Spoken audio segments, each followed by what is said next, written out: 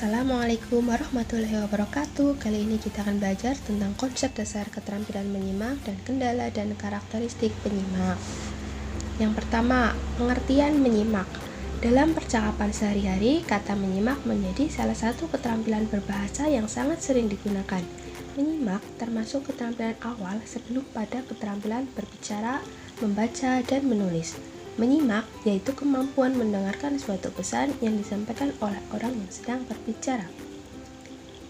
Menurut Tarigan, menyimak adalah suatu proses kegiatan mendengarkan lambang-lambang lisan dengan penuh perhatian, pemahaman, apresiasi, serta interpretasi untuk memperoleh informasi, menangkap isi atau pesan, serta memahami makna komunikasi yang telah disampaikan sang pembicara melalui ujaran atau bahasa lisan.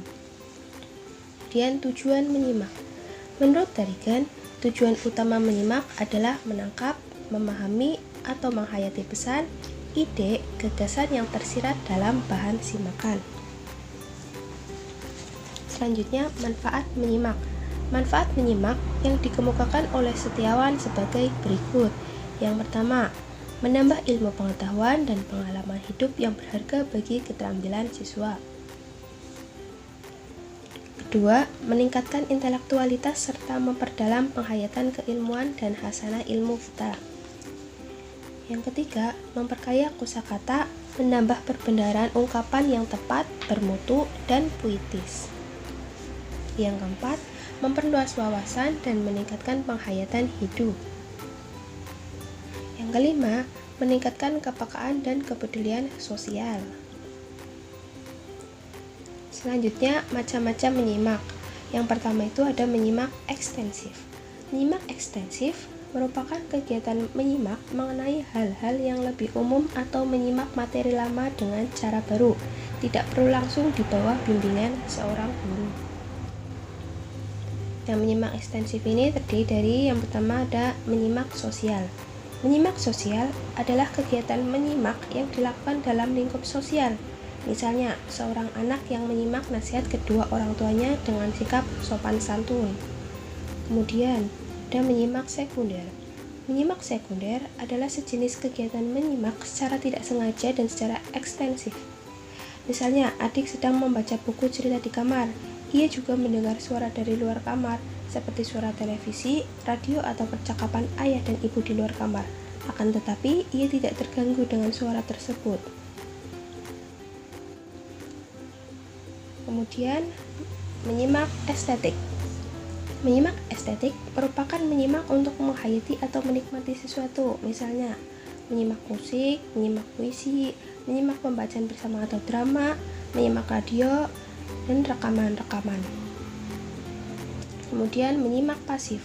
Menyimak pasif merupakan kegiatan menyimak yang dilakukan tanpa upaya sadar.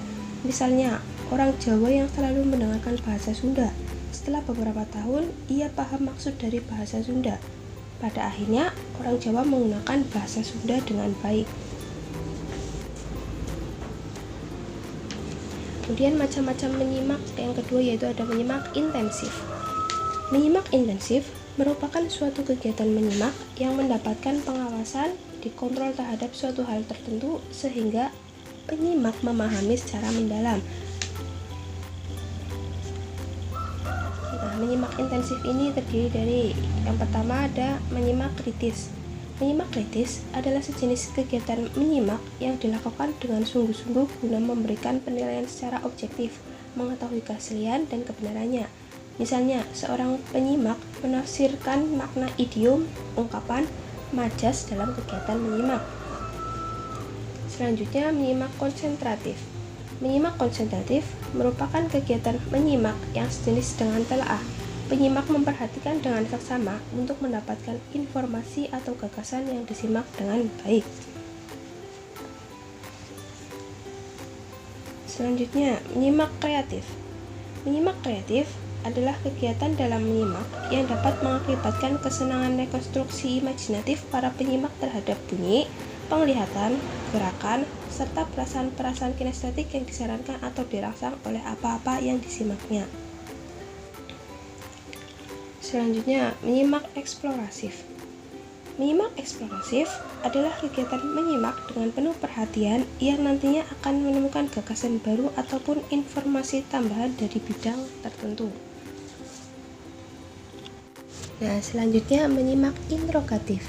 Dalam kegiatan menyimak interogatif ini, sang penyimak mempersempit serta mengarahkan perhatiannya pada pemerolehan informasi dengan cara menginterogasi atau menanyai sang pembicara.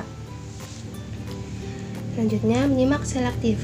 Menyimak selektif merupakan kegiatan menyimak yang dilakukan secara selektif serta terfokus untuk mengenal nada suara, bunyi-bunyi asing, bunyi-bunyi yang bersamaan, kata, dan frasa. Selanjutnya, kendala penyimak. Kendala utama penyimak dalam menyimak terdiri dari dua faktor, yaitu yang pertama, kendala internal. Kendala dalam penyimak dapat disebabkan karena adanya faktor yang berasal dari diri penyimak itu sendiri, seperti badan sedang tidak fit, sedang sakit, tubuh yang terlalu lelah atau kecapean, tidak enak badan, mengidap suatu penyakit, sehingga perhatiannya dalam menyimak kurang. Kemudian yang kedua, kendala eksternal. Kendala eksternal ini merupakan kendala yang muncul dari luar diri penyimak, misalnya ruangan yang kotor, tempat yang gelap, cuaca buruk yang menyebabkan diri tidak konsentrasi. Selanjutnya yaitu karakteristik penyimak. Menyimak memiliki karakter yang berbeda antara penyimak satu dengan yang lainnya.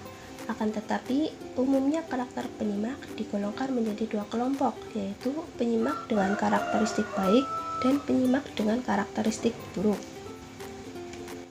Nah, karakteristik penyimak yang buruk itu terdiri dari yang pertama ada perilaku atau sikap verbal.